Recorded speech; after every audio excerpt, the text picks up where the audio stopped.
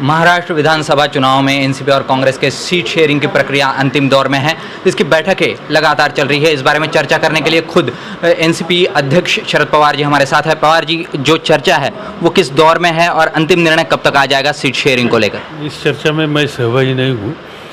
मेरे state unit के लोग और कांग्रेस के स्टेट के यूनिट के लोग वो इसमें शामिल हैं। कुछ जनरल डिस्कशन के बारे में मेरे घर कल बैठे थे लोग, मगर अंतिम निर्णय यहाँ के हमारे लोग ही लेंगे। और जहाँ तक मुझे मालूमात है तो मुझे कोई ज़्यादा कोई इसमें रुकावट है ऐसी लगता नहीं। 1-2 दिन में ये मामला लोगों के सामने आएगा। कुछ सीटों पर जो विवाद चल रहे थे, मुंबई हो या पश्चिम महाराष्ट्र हो, क्या वो सुलझ गए सारे जो विवाद थे? नहीं, कुछ सीटों पर इधर उधर दोनों पार्टी के नेता लोगों का असेसमेंट में फ़र्क है, इसमें कोई दो बात नहीं है, मगर वो असेसमेंट में फ़र्क है, इसलिए इसमें रास्ता निकल जाएगा।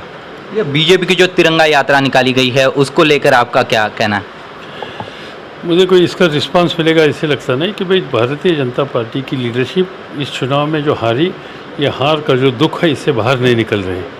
उनमें एक तो बड़ी एक फ्रस्ट्रेशन आया है उनको, और इसलिए उनके सामने कोई मुद्दे नहीं है, और इसलिए कोई मुद्दा मिला तो इसका एक प्रचार करने के लिए वो कोशिश करते हैं। नेशनल फ्लैग इस देश में इस बारे में कभी किसी की दो राय हो नहीं सकती, मगर नेशनल फ्लैग का मुद्दा न किसी ने बनाया, न किसी ने उसको रोका था सिर्फ कि जो डिस्प्यूटेड जगह है वहाँ जाकर कुछ करने के लिए विरोध था।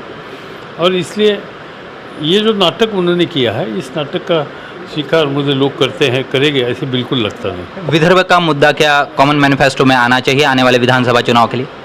मेरे पार्टी की नेशनल एग्जीक्यूटिव ने छोटे और वायबल स्टेट का पुरस्कार करने की बात का स्वीकार किया है, और हमें ये लगता है कि हमारा assessment and observation and study ये है कि विदर्भ वायबल स्टेट है, और वायबल स्टेट है तो वहाँ के लोगों को वो स्टेट बनाने के लोग पक्ष में है, तो उनको ये राज देने के लिए हम सब लोगों ने मिलकर सोचने की आवश्यकता है, और इसलिए इसका मैनिफेस्टो में स्वीकार हो जाएगा तो हमें खुशी हो जाएगी।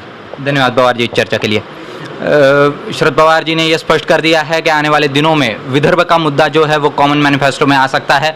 आने वाले दिनों में विदर्भ जो कि बड़ा ही प्रभावी होगा विधानसभा चुनाव में। नीलेश खरे, जी न्यूज़, मुंबई।